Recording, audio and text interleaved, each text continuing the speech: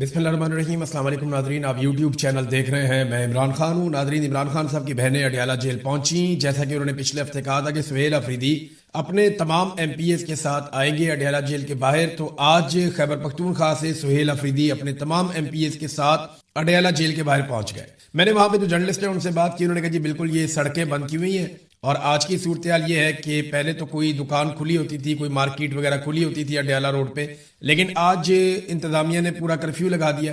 तमाम मार्केटें, सब दुकानें, सब कुछ बंद करवा दिया है और ये एक सड़क है जिसको ब्लॉक कर दिया गया है, बंद कर दिया गया है। इसके अंदर जो लोग मौजूद हैं इससे निज़ाम को कोई फर्क नहीं पड़ता। ये 5 दिन भी बैठे रहे तो कोई फर्क नहीं पड़ेगा। लेकिन देखें, जो इंटरनेशनली खबर जाएगी, पाकिस्तान के अंदर जो खबर जाएगी उससे इम्पैक्ट तो आता है। ऐसा नहीं है, ये एक सूबे का वजीर आला है, वो आया अपने तमाम MPs को लेकर, वो वहां पे आकर बैठे हैं। बैठ के वो वहां पे मुतालबा कर रहे हैं कि इमरान खान साहब का इलाज करवाया जाए और उसके साथ साथ उनका मुतालबा है कि इमरान खान साहब की कैद तन्हाई खत्म की जाए और उनकी मुलाकातें उनकी फैमिली के साथ दोबारा से जारी करवाई जाएं।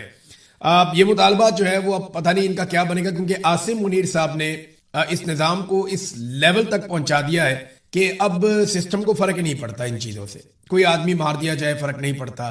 पंजाब के अंदर देखे ना आप, कितना नॉर्मल कर दिया इंसानों का कत्लेआम।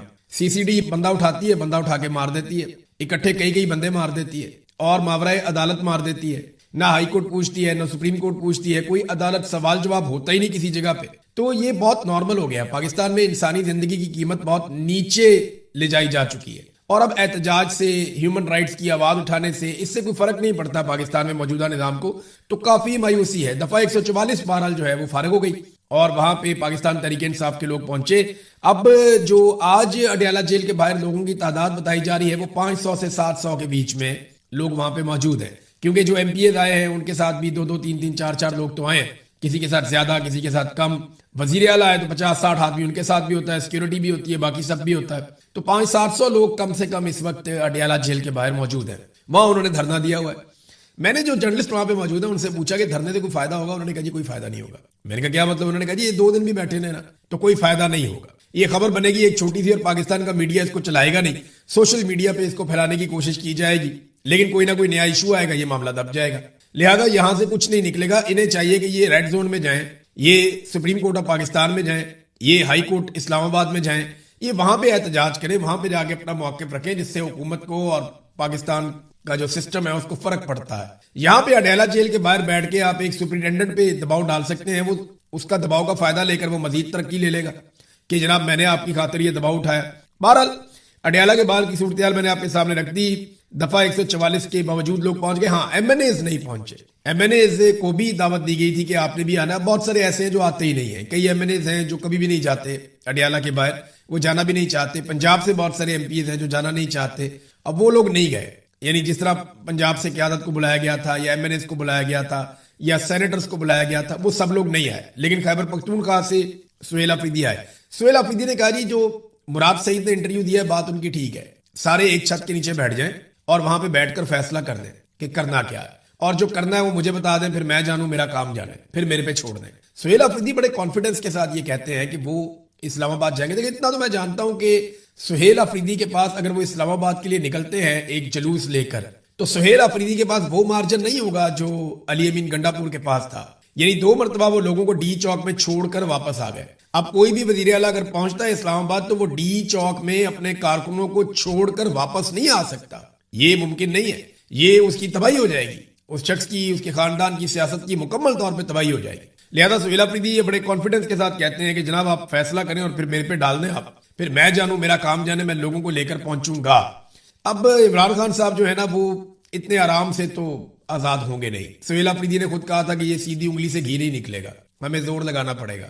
फिर उन्होंने कहा था कि मैं एक नौजवानों की तहरीक खड़ी कर रहा हूं इमरान खान की रिहाई के लिए। फिर वो तहरीक कहां गई उसके बारे में किसी ने बात ही नहीं की। मेरे पास जो इन्फॉर्मेशन है वो ये है कि पाकिस्तान की मिलिट्री एस्टेब्लिशमेंट ने उस तहरीक का बड़ा सख्त नोटिस लिया था और जो जो लोग उससे जुड़े हुए थे उन सबको उन्होंने राब्ता किया था और सबको धमकी पहुंचाई थी कि अगर तुम लोगों ने ये काम किया तो ये हमारी रेड लाइन है। नौजवानों को अगर निजाम के खिलाफ खड़ा किया या कोई इनकलाब जैसी सूरत हाल बनाई या कोई ऐसी तंजीम बनाई जो बजौर ताकत इमरान खान को बाहर निकालने की कोशिश करे और एहतजाज करे, तो ये हम तुम्हें नहीं छोड़ेंगे और बहुत शदीद किस्म की धमकियां लगाई गई। उसके बाद हमने देखा कि वो मामला ही ठप हो गया वो पता ही नहीं चला, वो इतने जोरदार तरीके से शुरू किया गया था। और ये एक रास्ता है, याद रखिएगा, ताकत के जोर के बगैर, यानी आप जो मर्जी कर लें, मिलिट्री एस्टेब्लिशमेंट से अगर आपने पाकिस्तानियों का हक वापस लेना है तो आपको पाकिस्तानी इकट्ठे करने पड़ेंगे और बड़ी तादाद में इकट्ठे करने पड़ेंगे। पाकिस्तानियों को बजौरे ताकत ही अपना हक वापस लेना पड़ेगा, क्योंकि उसकी एक वजह है ना, जिसके हाथ में बंदूक होती है ना, उसको नॉर्मल और लॉजिक की बात समझ ही नहीं आती। उसको बात समझाने के लिए आपको ज्यादा बड़ी ताकत सामने खड़ी करनी पड़ती है। आप देखें ना, आसिम मुनीर साहब से पाकिस्तान में कोई भी सियासतदान बात करने लगता है या कोई भी आदमी बात करने लगता है तो वो आदमी की टांगे कांप रही होती हैं, वो डरे हुए होते हैं कि यार पता नहीं क्या, ये आर्मी चीफ हैं, इनकी मर्जी है, जैसे मर्जी मुल्क को चलाते हैं, ये हमारे खिलाफ कोई फैसला ही ना कर दे। हर आर्मी चीफ के दौर में यही होता है पाकिस्तान में। लेकिन जैसे ही हमारा आर्मी चीफ अमेरिका पहुंचता है तो वहां के एक सिंपल से ऑफिसर के सामने हाथ बांधकर खड़ा हो जाता है। वहां के सदर के सामने जो है वो इनके मीठे मीठे मुंह बनते हैं। वजह क्या है? वो ताकतवर है। तो जब आप ज्यादा ताकत इकट्ठी करते हैं ना, तो जिसके हाथ में बंदूक होती है फिर उसको बात समझ आना शुरू करती है। तो अवामी ताकत इकट्ठी करनी थी और इसी को इमरान खान साहब ने स्ट्रीट मूवमेंट का नाम दिया था। बहरहाल इमरान खान साहब के वकला की जो हिकमत अमली है उसके ऊपर बहुत ज्यादा सवाल जवाब किए जा रहे हैं, क्योंकि ईमान मजारी और हादी अली चट्टा साहब के केस में जो उनके वकला है, जो बगैर फीस के ये केसेस लड़ रहे हैं, फैसल साहब है वकील और दीगर और कुछ लोग हैं उनके साथ, इन्होंने सुप्रीम कोर्ट ऑफ पाकिस्तान से रुजू किया क्योंकि उनकी सजा मुअत्तली नहीं हो रही थी। इमरान खान साहब की सजा मुअत्तली के लिए हाई कोर्ट से रुजू किया इमरान खान साहब के वकला ने। इसी तरह ईमान मजारी और हादी अली चट्टा के वकला ने भी इस्लामाबाद हाई कोर्ट से ही रुजू किया सजा मुअत्तली के लिए। इमरान खान साहब के मामले को 1.25 साल हो गया लगभग, उनका केस ही नहीं लगा सजा मुअत्तली वाला। जबकि 3 माह केस जब नहीं लगा, यानी 2 माह से ज्यादा हो गया जब केस नहीं लगा ईमान मजारी और हादी अली चट्टा का, तो उनके वकला सुप्रीम कोर्ट ऑफ पाकिस्तान चले गए और इमरान खान के वकला सुप्रीम कोर्ट ऑफ पाकिस्तान नहीं गए। तो सुप्रीम कोर्ट ऑफ पाकिस्तान ने 2 हफ्ते के अंदर इस्लामाबाद हाई कोर्ट को बाउंड कर दिया कि हम यहां मौजूद हैं, हम केस को पेंडिंग कर रहे हैं, 2 हफ्ते का आपके पास टाइम है, 2 हफ्ते के अंदर आप फैसला करें सजा मुअत्तली के मामले पर। तो उनकी आजादी का रास्ता बनता हुआ दिखाई दे रहा है। इमरान खान के मामले में उनके वकला यहां तक पहुंचे ही नहीं। देखिए उसकी वजह क्या है, उन्हें लगता है शायद मायूसी है या हिकमत अमली का फुकदान है। करोड़ों रुपया इमरान खान साहब के वकला को, इमरान खान साहब की फैमिली ने, इमरान खान साहब की पार्टी ने, इन लोगों ने करोड़ों रुपया दिया, बहुत पैसा दिया, लेकिन इसके बावजूद वो सुप्रीम कोर्ट ऑफ पाकिस्तान अभी तक नहीं गए। ये अनफॉर्चुनेट है। जबकि 3 महीने के अंदर वो चीज हासिल की हादी अली चट्टा और ईमान मजारी के वकला ने, जिन वकला ने फीस भी नहीं ली। तो एक तो ये बहुत तनकीद हो रही है इमरान खान के वकला पे। लेकिन मैं एक बात यहां कहना चाहता हूं, अगर पाकिस्तान के सारे जज इकट्ठे होकर बैठ के भी इमरान खान की रिहाई का फैसला दे देना, एक भी जज ऐसा ना हो जो इस फैसले के खिलाफ इख्तलाफी नोट लिखे और पाकिस्तान के तमाम सैकड़ों जज इकट्ठे बैठकर फैसला दे दें इमरान खान साहब की रिहाई का, तब भी इमरान खान साहब की रिहाई नहीं होनी। क्योंकि इमरान खान साहब कानून की कैद में ही नहीं है। कानून को तो सिर्फ एक टूल के तौर पे इस्तेमाल किया गया। इमरान खान साहब आर्मी चीफ की कैद में है। आर्मी चीफ ने अपनी जिद और अपने मफाद के लिए इमरान खान साहब को जेल में रखा हुआ है और कोई मसला ही नहीं है। इसमें मुल्की मफाद तो है ही नहीं। देखें जितने दिन इमरान खान साहब जेल में, मुल्क नीचे से नीचे, नीचे से नीचे जा रहा है। अगर मुल्की मफाद होता तो कोई नजर आ जाता ना। पाकिस्तान का इसमें टके का कोई मफाद नहीं है इमरान खान साहब को जेल में डालने का। इसमें मफाद सिर्फ चंद जर्नैलों का है, जिसमें फील्ड मार्शल आसिम मुनीर साहब जो है उनका मेन मफाद है और उनकी अपनी जिद है। ये कोई कानूनी मामला नहीं है। पाकिस्तान के सारे जज भी कह देना इमरान खान को छोड़ दो तो नहीं छोड़ेंगे। लेकिन इसके बावजूद पाकिस्तान तहरीक इंसाफ के वकला को तमाम ऑप्शंस लेने चाहिए और लेने चाहिए थे। उसकी वजह यह है कि आप जब ऑप्शंस इस्तेमाल करते हैं तो निजाम मजीद नंगा हो जाता है, क्लैरिटी और ज्यादा हो जाती है, लोगों को मजीद उनकी थॉट्स के अंदर क्लैरिटी आती है लोगों की, लोग निजाम को ज्यादा बेहतर अंदाज में समझ सकते हैं और लोगों के अंदर जो एक इनकलाबी सोच है वो पैदा होती है कि ये सिस्टम किस तरीके से ज्यादतियां कर रहा है। नाजरीन, सिस्टम तो और भी बड़ी ज्यादतियां कर रहा है। अब पेट्रोल के ऊपर 9 माह में जो हुकूमत ने लेवी इकट्ठी कर दी है, ये खबरें आई हैं, ये लगभग 1200 अरब रुपए की लेवी इकट्ठी कर दी इन्होंने। 1200 अरब रुपए की लेवी इकट्ठी कर ली 9 महीनों के अंदर। और बिजली के ऊपर कितना इजाफी टैक्स वसूल कर लिया? 1900 अरब रुपया। 19 खरब एक इकट्ठा कर लिया, 12 खरब एक इकट्ठा कर लिया, तो 3100 अरब रुपया इन्होंने कौम से इजाफी टैक्सेस ले लिए। ये वो पैसा है कौम को देना ही नहीं चाहिए था, लेकिन देना क्यों पड़ रहा है? कोई रास्ता नहीं है। ये जो हुकूमत के वज़रा कह रहे हैं ना कि हमें ये लेना पड़ेगा टैक्स, हमारे पास और कोई रास्ता नहीं है, ये बिल्कुल ठीक कह रहे हैं, क्योंकि लोगों ने इनकी हुकूमत को तस्लीम नहीं किया। पाकिस्तान में सियासी इस्तेहकाम नहीं है, पाकिस्तान में लोग सरमायाकारी करना नहीं चाहते, जिसकी वजह से कारोबारी जिंदगी बंद हो गया। कारोबारी जिंदगी बंद होने की वजह से टैक्सेस इकट्ठे नहीं हो रहे। हुकूमत चलाने के लिए पैसा चाहिए होता है। जब कारोबार चलेगा तो टैक्स मिलेगा और टैक्स मिलेगा तो हुकूमत चलाने के लिए पैसा इकट्ठा होगा। तो क्योंकि कारोबार नहीं चल रहा, लोग सरमायाकारी नहीं कर रहे, लोगों को हुकूमत पे भरोसा नहीं है, तो हुकूमत ने आसान रास्ता ढूंढा कि जो चीजें लोग इस्तेमाल करते हैं उनके ऊपर इतना टैक्स ले लो कि कुछ ना कुछ करके अपने खसारे कवर करो। और फिर भी अगर खसारा कवर नहीं होता तो भारी भरकम किस्म के बैरूनी कर्जे ले लो, और वो कर्जे पाकिस्तान लगातार ले रहा है। कोई भी आएगा उसको अब यही करना पड़ेगा जब तक कि पाकिस्तान में सियासी इस्तेहकाम नहीं आता, और वो सियासी इस्तेहकाम कम से कम 5 साल तक पाकिस्तान में नहीं रहता। ये 5 से 10 साल लगेंगे कम से कम इस सारी सिचुएशन से पाकिस्तान को निकालने में, जहां पे पाकिस्तान को फंसा दिया गया है। नाज़रीन, अब आ जाए जरा बैन अल-अक़वामी खबरों पे। तो डोनाल्ड ट्रंप ने आज कौमी सलामती मीटिंग तलब की है। अभी अमेरिका में सुबह का वक्त शुरू हो गया है जब मैं ये वीडियो रिकॉर्ड कर रहा हूं, तो आने वाले चंद घंटों में सूरत-ए-हाल क्लियर हो जाएगी। ईरान के खिलाफ जंग फिर से शुरू करने पर गौर किया जा सकता है। इस मीटिंग में ये बताया गया है अमेरिकन मीडिया की जानिब से। अमेरिकी मीडिया का कहना है कि मीटिंग में नायब सदर जेडी वेंस, खसूसी मंदूब स्टीव विटकोफ, वजीर खारजा मार्को रूबियो, वजीर जंग पीट हेग्सेथ और CIA के सरबराह जॉन रेडक्लिफ और chairman joint chief of staff general Dan Caine, ये दोबारा से जो कमांडर हैं वो पहुंच गए और ये सारे इस मीटिंग में शिरकत करेंगे। और 2 एहलकारों ने इस हवाले से एक दावा किया है अपनी शनाख्त ना बताने पर कि सदर ट्रंप किसी किस्म की फौजी एक्शन की जानिब माइल हो रहे हैं ताकि ईरान पर दबाव बढ़ाया जाए और न्यूक्लियर प्रोग्राम पर रियायतें हासिल की जाएं।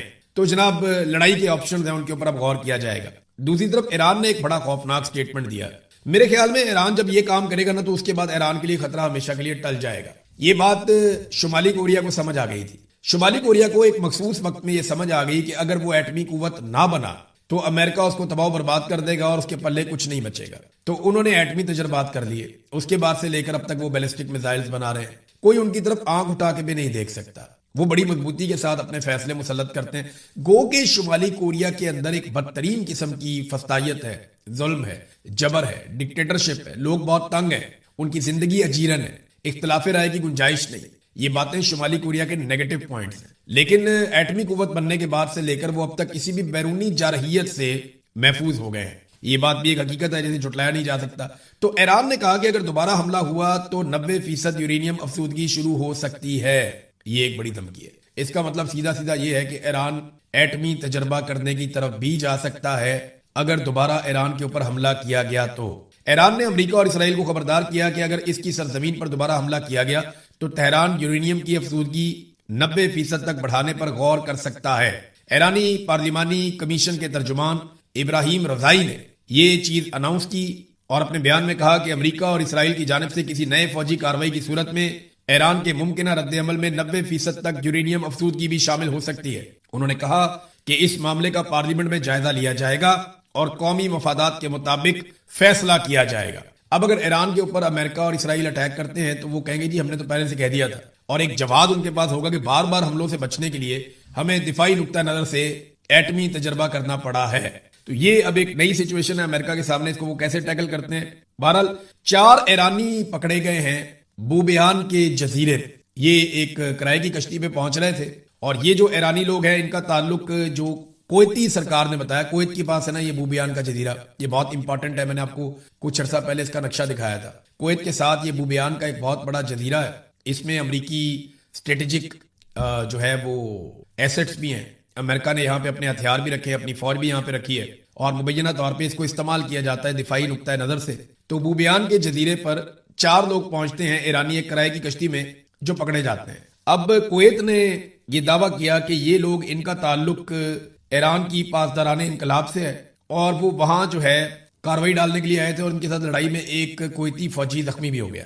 अब वहां ये अमेरिका के मफादात को नुकसान पहुंचाने या जो लड़ाई है उसके सिलसिले में इंफॉर्मेशन कलेक्ट करने या कुछ गोरीला कार्रवाई करने के लिए आए थे। इसके बारे में मजीद तफसीलात नहीं है हमारे पास, लेकिन ये 4 लोग ईरानी पासदाराने इनकलाब के बूबियान के जजीरे में पकड़े गए हैं। डोनाल्ड ट्रंप ने एक और बड़ा जबरदस्त काम किया नादरीन, ये देखें आप। ये एक तस्वीर है डोनाल्ड ट्रंप ने पोस्ट की है अपने सोशल मीडिया पे। इसमें अमेरिकन $100 का नोट है, इस पे डोनाल्ड ट्रंप का फोटो बना हुआ है। डोनाल्ड ट्रंप की जहनी हालत भी मरियम नवाज जैसी होती जा रही है। मरियम नवाज को हर तरफ अपनी शक्ल देखनी है, हर तरफ अपना, क्योंकि बहुत ही गैर मकबूल है ना बेचारी। वो उसको लगता है कि मैं अपनी शक्ल देखती हूँ तो मैं मकबूल हो जाती हूँ। वो हर दीवार पे, हर सड़क पे, हर बैनर पे, हर पोस्टर पे, हर इमरजेंसी अस्पताल की, उसके बाहर, हर थाने, हर जगह मरियम नवाज की ख्वाहिश है कि उसकी फोटो चिपक जाए। और फोटो चिपकाने के लिए वो सरकारी वसाइल का बेदरेग इस्तेमाल भी करती है। मैंने तो यहां भी देखा कि एक बैनर जो है मरियम नवाज का वो फौजी भी लगा रहे थे जिसपे मरियम नवाज का फोटो चिपका हुआ था। तो मरियम नवाज को जैसे बड़ा शौक है अपना फोटो चिपकाने का, तो उसी तरह की ज़हनी हालत ऐसा लगता है डोनाल्ड ट्रंप की भी है। वो भी बेचारे बहुत गैर मकबूल है, अमरीकी तारीख के जो गैर मकबूल तरीन सदूर हैं उनमें से एक डोनाल्ड ट्रंप बन चुके हैं। तो डोनाल्ड ट्रंप ने ये जो फोटो लगाई है, देखें आप, इस पे 100 के नोट पे डोनाल्ड ट्रंप का फोटो लगा हुआ है। और इसके अलावा एक खबर और आई थी पिछले दिनों के, वो पासपोर्ट के ऊपर भी अपना फोटो लगाने का मनसूबा बना रहे थे और इसके ऊपर कोई हिकमत अमली थी जिसपे काम हो रहा था, मैंने आपको खबर बताई भी थी। तो डोनाल्ड ट्रंप जो है वो नरगसियत का शिकार हो चुके हैं। बैनुल अक़वामी मीडिया में इस पे बहुत तनकीद हो रही है। एक और नाजरीन खबर है कि आबने हुर्मुज़ से 4 बहरी जहाज गुजरे हैं। ये ऑयल टैंकर्स हैं बहुत बड़े, ये बहरी जहाज गुजर गए आबने हुर्मुज़ में से। इन चारों का ताल्लुक चीन से, यानी चीन का तेल जा रहा है, चीन का रास्ता नहीं रुक रहा और चीन के जहाज जो हैं, ऑयल टैंकर जो हैं, वो चीन की तरफ बढ़ रहे हैं। तो चाइना अपनी बालादस्ती भी साबित कर रहा है, ईरान भी अपना ताल्लुक चीन के साथ जो है वो साबित कर रहा है। ईरान भी नहीं रोकता, अमेरिका भी उन्हें नहीं रोकता।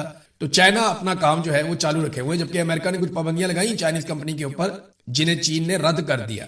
अभी डोनाल्ड ट्रंप ने जब चाइना जाना है तो उसमें बहुत बड़ी बड़ी खबरें निकलेंगी।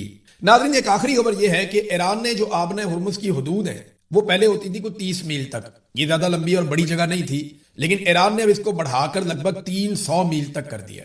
यानी जो ईरान और ओमान के बीच में जो एक एरिया है उसको आबने हुर्मुज़ कहते हैं। ये लगभग 30 मील का पहले इलाका होता था, लेकिन अब इसको बढ़ा के ईरान ने लगभग 300 मील तक कर दिया। वो इसका बंदोबस्त कर रहा है ना, उसके ऊपर अपना कंट्रोल मुस्तहकम कर रहा है, अपनी वहां पे सर्वेलेंस को बढ़ा रहा है। तो ये सारा कुछ करने का मकसद क्या है? ऐसा लगता है कि ईरान का कोई इरादा नहीं है मुस्तकबिल में आबने हुर्मुज़ को छोड़ने का। अब तक के लिए इतना ही। अपना ख्याल रखिएगा, अपने चैनल का भी। अल्लाह हाफ़िज़।